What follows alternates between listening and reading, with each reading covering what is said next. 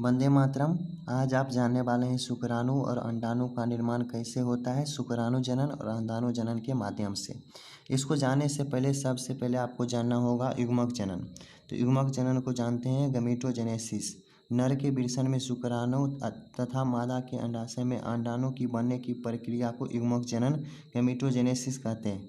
ये ओरिजिनल परिभाषा है। इसका परिभाषा दुलारू प्यारे परिभाषा सेकेंडरी परिभाषा जो बन जाते हैं वो हैं। गांव समाज में भी देखते होइएगा, एक व्यक्ति का नाम रहता है बाबू साहब और उसी को कोई कहता है रे ढरवाई ने आ, कोई कहता है कि बाबू साहब इमर आओ। इसी तरह से ये हुआ कुछ इज्जतदार परिभाषा, ये भी कुछ उससे कम कैटेगरी की परिभाषा है, लेकिन दोनों अच्छे ही परिभाषा है।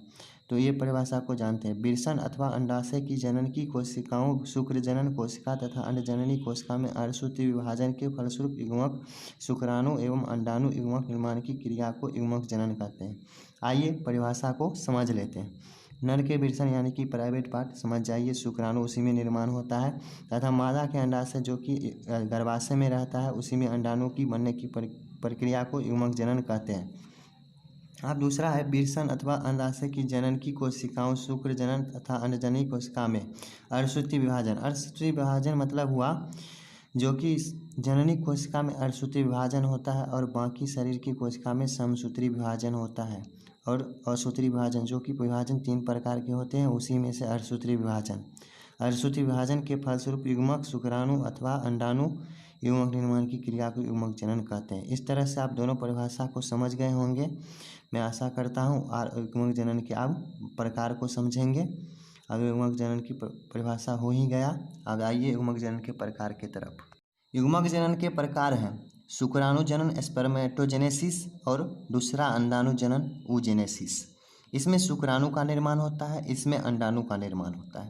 तो आइए इसके परिभाषा को जानते हैं। नर के वृषण की जननी कोशिकाओं से शुक्राणुओं के निर्माण की प्रक्रिया को शुक्राणु जनन कहते हैं। और अंडाणु जनन की परिभाषा जो नीचे है, मादा के अंडाशय में अंडजननी कोशिकाओं से अंडाणुओं के निर्माण की प्रक्रिया को अंडाणु जनन कहते हैं। इसमें अंडाणु का निर्माण हो रहा है इसीलिए अंडाणु जनन, इसमें शुक्राणु का निर्माण हो रहा है इसीलिए शुक्राणु जनन। जिस चीज़ का निर्माण हो रहा है उसी चीज़ का परिभाषा बन गया।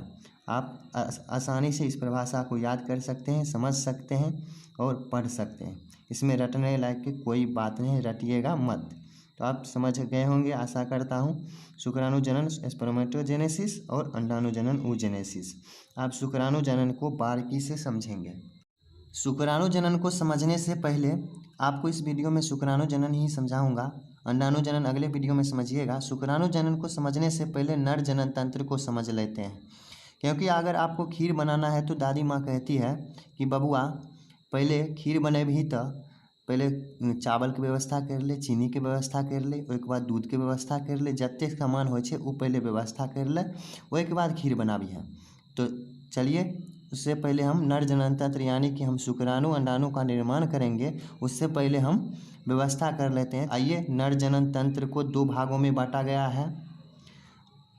नर जनन तंत्र को 2 भागों में बांटा गया है, जो कि है प्राथमिक लैंगिक अंग तंत्र और दूसरा है द्वितीयक या सहायक लैंगिक अंग तंत्र। प्राइमरी सेक्स ऑर्गन प्राथमिक लैंगिक अंग तंत्र ये वृषण को चुने हैं, एक जोड़ी जो रहता है वृषण कोश में, और ये दूसरा कहता है कि नहीं हम 2 भाग में बटेंगे, ये अकेला है तो हम 2 भाग में बटेंगे। हालांकि ये तो है प्राइमरी, इस सहायता करेंगे द्वितीयक एवं सहायक लैंगिक अंग तंत्र जनन क्रिया में शुक्राणु निर्माण में, लेकिन सहायता करेंगे तो थोड़ा टेढ़ है। कहते हैं कि द्वितीयक हम सहायक लैंगिक अंग तंत्र हैं, हम 2 भागों में बटेंगे, हम 2 हैं, एक नहीं है। 2 कौन कौन से हैं? सहायक नलिकाएं एवं सहायक ग्रंथि, ये 2 हैं, एसेक्सरी ट्यूब्यूल्स और एसेक्सरी ग्लैंड्स। तो एसेक्सरी ट्यूब्यूल्स के हैं, पहला रेटेटेस्टिस, दूसरा शुक्र अपवाहिकाएँ या शुक्र नलिकाएँ, स्पेलिंग में बासा इम्फ्रेसिया कहते हैं। तीसरा अधिवेशन एपिडाइडेमिस, इसी में शुक्राणु स्टोर रहते हैं, एपिडाइडेमिज्म आप आगे जानेंगे।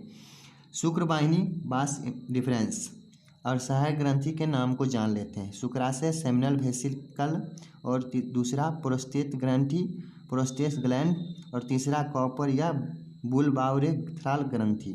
इस तरह से 3 ग्रंथि को समझे और ये 4 सहायक नलिकाओं को समझे। अब हम विल्सन को ऑपरेशन करेंगे। विल्सन को फिगर के माध्यम से ऑपरेशन करेंगे। तो उससे पहले पुरुष जनन तंत्र का चित्र समझ लेते हैं, उसके बाद विल्सन को काटेंगे, उसके बाद देखेंगे। जी हाँ, आप बिल्कुल सुने, पुरुष जनन तंत्र का चित्र। तो आइए देखते हैं। देखिए, पहला है, फर्स्ट में मूत्राशय और दूसरा है शुक्राशय, जो कि एक जोड़ी है शुक्राशय। यहाँ पर भी एक जोड़ी है प्रोस्टेट ग्रंथि। कॉपर ग्रंथि जो कि है बुलबाउरेथ्रल ग्रंथि, सहायक ग्रंथि जो देखे थे वही है कॉपर ग्रंथि। उसके बाद जो है मूत्रमार्ग, यहाँ पर एक है। विल्सन दो हैं, एक जोड़ी है। अग्रछद यहाँ पर है। उसके बाद जो ऐसे ऐसे होता है वही मांस है ये अग्रछद। उसके बाद शीशन मुंड यहाँ पर है। उसके बाद यहाँ पर विल्सन पालिकाएँ या विल्सनीय पिंडक, ये जो देख रहे हैं ये 250 की संख्या में, ना कि 4-5 बस फिगर के लिए हैं। ये 250 की संख्या में रहते हैं, महीन रहते हैं, छोटे छोटे रहते हैं, 250 की संख्या में रहते हैं विल्सनीय पालिकाएँ। अब इसको हम काटेंगे, उसके बाद डिटेल्स जानेंगे कि इसमें शुक्रजनन कोशिका और सर्तोली कोशिका कहाँ पर रहते हैं। इसी में रहते हैं, उसको हम आगे देखेंगे। पहले फिगर को ही समझते हैं। विल्सन जालिका या रेटेटेस्टिस ऐसे होता है। शुक्र वाहिका यहाँ पर जो धागा नुमा है यही है।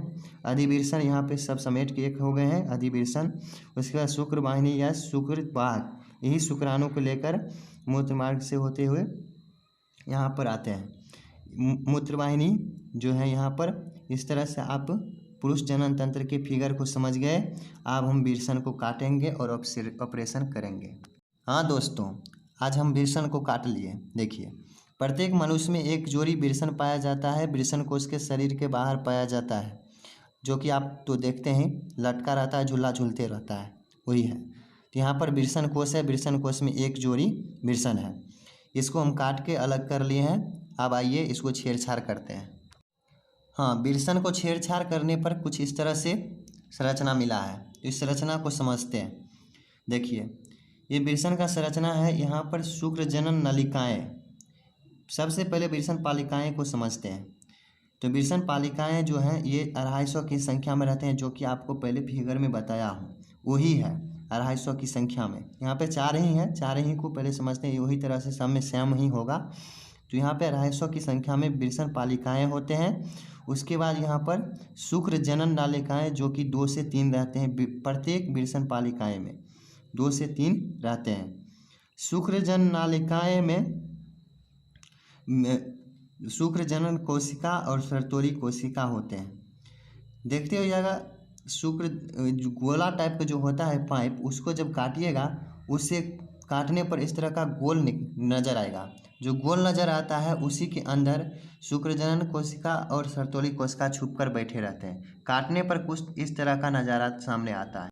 नज़ारा कुछ इस तरह से है। यहाँ पर देखिए, काट लिया हूँ। यहाँ पर शुक्रजनन कोशिका स्पर्मेटोगोनिया, इसी से शुक्राणु का निर्माण होगा, जो कि शुक्रजनन नालिकाएँ के अंदर बैठा रहता है, छुपा रहता है। यहाँ पर एक और कोशिका है जिसका नाम है सर्तोली कोशिका। इसका खोज किए जो वैज्ञानिक हैं वो हैं इताली के उत्की वैज्ञानिक एनरिको सर्तोली, जो कि 1842 से 1910 ईस्वी तक में खोज किए।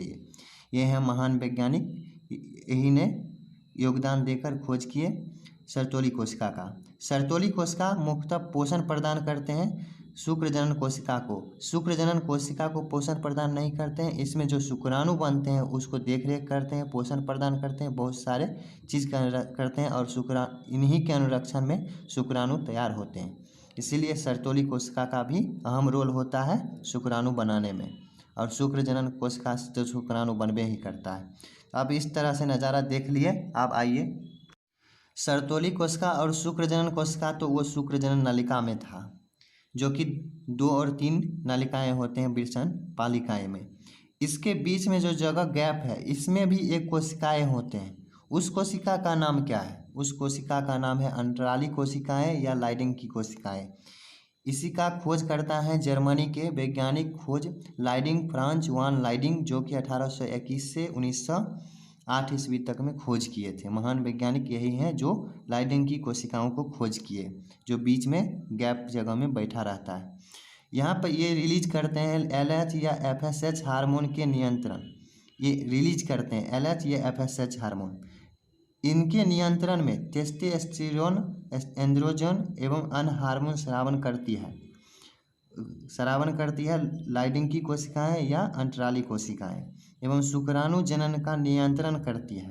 यही जो हार्मोन निर्माण होता है, यही टेस्टोस्टेरोन एंड्रोजन कहता है कि शुक्राणु जनन कोशिका को चल शुरू कर अपन काम, जल्दी जल्दी शुक्राणु बना। यही प्रेरित करते रहता है शुक्राणु जनन कोशिका को।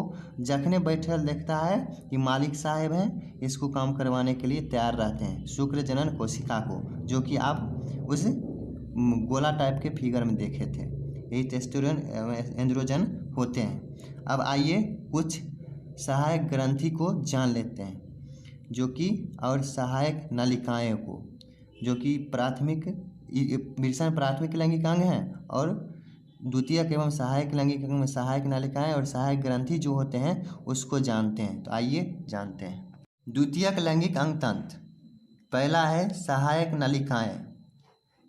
सहायक नलिकाएं जो हैं, यहाँ पर विरसन है, उसके बाद विरसन में यहाँ पर जो देख रहे हैं, इसी शुक्रजनक नालिका से ये बढ़ते हुए जो गांठ पड़ा है, इसको कहते हैं ट्यूबुली रेक्टी। ये बढ़ते हुए आता है, जिसको कहते हैं रेटे टेस्टिस, जो 10 से 20 नालिकाएं निकालती है और ये ऊपर की ओर जाती है, जो शुक्र अपवाहिकाएँ नलिका में मिल जाती है। और शुक्र अपवाहिकाएँ नलिकाएँ एक घोड़े के नाल की तरह ऐसे कुछ बना लेते हैं, जिसको अधिविरसन कहते हैं, जो कि 6 मीटर लंबी नली होती है, घोड़े की नाल की तरह दिखाई देती है।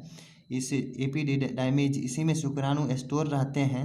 उसके बाद यहाँ से एक नालिका निकलती है, जिसे शुक्र वाहिनी कहते हैं, जो कि 25 सेंटीमीटर लंबी होती है और यहीं से आगे बढ़ते हुए मूत्र मार्ग के होते हुए अंदर प्रवेश कर जाते हैं।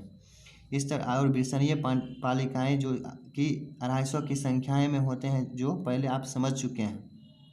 अब हम सहायक ग्रंथि के कार्य को समझेंगे और सहायक ग्रंथि को। आप सहायक नलिकाएं अच्छी तरह से समझ चुके होंगे। आइए सहायक ग्रंथि को देखते हैं। ये थोड़ा लेंदी टॉपिक था, आई होप कि आप अच्छे से समझ चुके होंगे, फिगर के माध्यम से विजुअलाइज कर चुके होंगे। तो आइए सहायक ग्रंथि के कुछ कार्य को समझते हैं।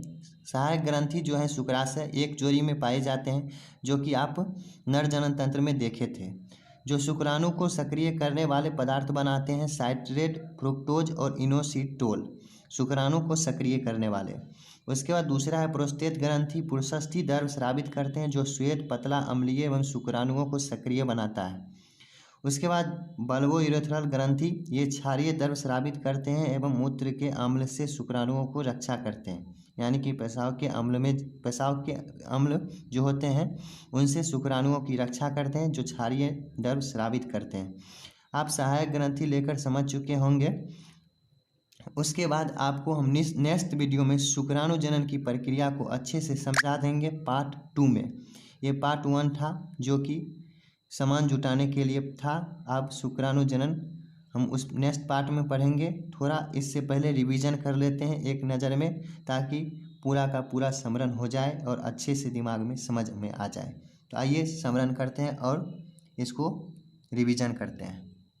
इसमें थोड़ा फास्ट होंगे क्योंकि रिवीजन हो रहा है। युग्मक जनन, नर के विरसन में शुक्राणु तथा मादा के अंडाशय में अंडाणु की बनने की प्रक्रिया को युग्मक जनन कहते हैं। जो प्राइवेट पार्ट विरसन में शुक्राणु और मादा के अंडाशय में अंडाणु, आप जान चुके हैं। अब दूसरे सेकेंडरी प्यारे से दुलारे से परिभाषा को समझते हैं। विरसन अथवा अंडाशय की जनन की कोशिकाओं शुक्र जनन कोशिका, अन्नजननी कोशिका में अर्धसूत्री विभाजन जो कि जननी कोशिका में होती है और बाकी शरीर की कोशिका में समसूत्री विभाजन होती है, के फलस्वरूप युग्मक के निर्माण की क्रिया को युग्मक जनन कहते हैं। युग्मक जनन के प्रकार शुक्राणु जनन स्पर्मेटोजेनेसिस और अंडाणु जनन oogenesis। परिभाषा, नर के विरसन की जननी कोशिकाओं में शुक्राणुओं के निर्माण की प्रक्रिया को शुक्राणु जनन कहते हैं और मादा के अंडाशय में अन्नजननी कोशिकाओं से अंडाणुओं के निर्माण की प्रक्रिया को अंडाणु जनन कहते हैं। शुक्राणु का निर्माण हो रहा है, इसमें अंडाणु का निर्माण हो रहा है। शुक्र जनन, शुक्राणु को निर्माण से पहले आप नर जनन तंत्र को समझिए, सामान जुटा लीजिए। नर जनन तंत्र 2 भागों में बांटा गया है, ये रिवीजन हो रहा है, इसीलिए थोड़ा फास्ट है, आप टेंशन नहीं लेंगे। प्राथमिक लैंगिक अंग तंत्र, प्राइमरी सेक्स ऑर्गन, विरसन एक जोड़ी में पाए जाते हैं। उसके बाद द्वितीय के सहायक लैंगिक अंग तंत्र, जो कि 2 भागों में बटा हुआ है। 2 भाग कुछ इस तरह से, सहायक नालिकाएं और सहायक ग्रंथि, सेक्रेटरी ट्यूबुल और सेक्रेटरी ग्लैंड्स।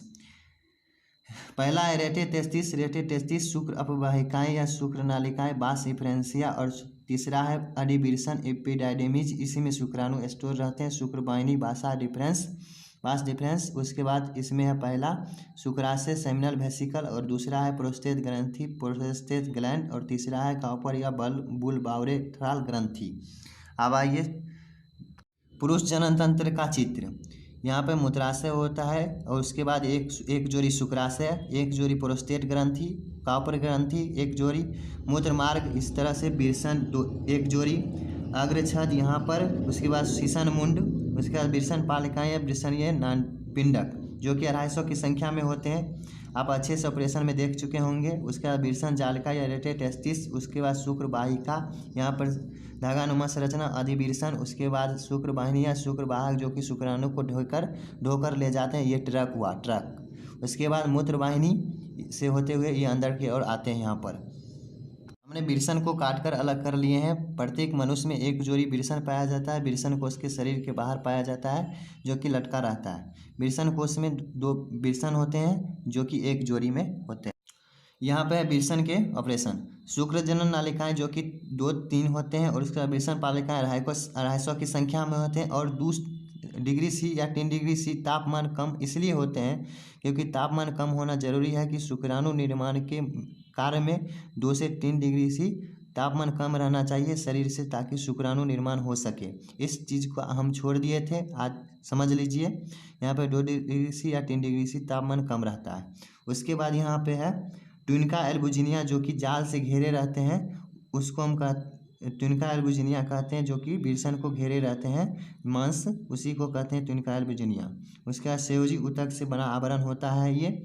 उसके बाद यहाँ पर जो है शुक्र जनन नलिका में 2 कोशिका होते हैं, शुक्र जनन कोशिका स्पर्मेटोगोनिया। उसके बाद यहाँ पर सर्तोली कोशिका जो पोषण प्रदान करते हैं शुक्राणु को। इनके निर्माणक हैं इटली के वैज्ञानिक एनरिको सर्तोली 1842 से 1910 ईस्वी तक। यहाँ पर इस गैप में एक कोशिका पाए जाते हैं जिसे अंतराली कोशिका या लाइडिंग की कोशिकाएं कहते हैं, जो LH या FSH हार्मोन उत्पन्न करते हैं और टेस्टोस्टेरोन या एंड्रोजन हार्मोन निर्माण करते हैं, जो कि शुक्राणु बनने के लिए उत्प्रेरित करते हैं शुक्र जनन कोशिका को। इसके आविष्कारक हैं लाइडिंग, फ्रांच जुआन लाइडिंग 1821 से 1910 ईस्वी तक।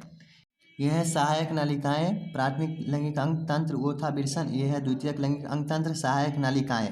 सहायक नालिकाएं को समझते हैं। सहायक नालिकाएं ट्यूबुली रेक्टी जो जुड़ा रहता है यहाँ पर शुक्र जनन नालिका। शुक्र जनन नालिका जुड़ के यहाँ पर आगे बढ़ता है, जिससे रेटी टेस्टिस 10 से 20 नालिकाएं निकलती है। उसके बाद थोड़ा आगे बढ़ता है शुक्र अपवाहिकाएं, इससे यहाँ पर अधिबिरसन जो कि घोड़े की नाल की तरह होता है। अधिबिरसन जो कि 6 मीटर लंबी होती है, घोड़े की नाल की तरह होता है देखने में।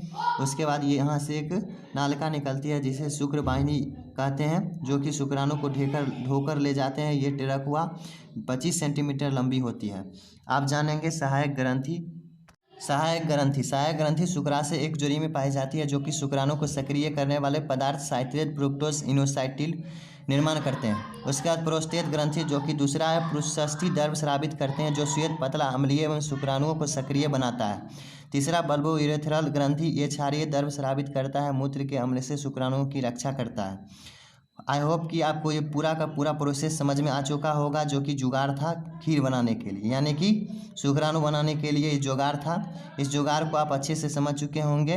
अगर वीडियो अच्छी लगी हो तो वीडियो को लाइक कर दीजिएगा, हो सके तो शेयर कर दीजिएगा, और नए चैनल पर आए हैं तो चैनल को सब्सक्राइब कर लीजिएगा। उसके बाद नेक्स्ट वीडियो में मिलेंगे आप शुक्राणु जनन की प्रक्रिया के साथ। तब तक के लिए जय हिंद, वंदे मातरम।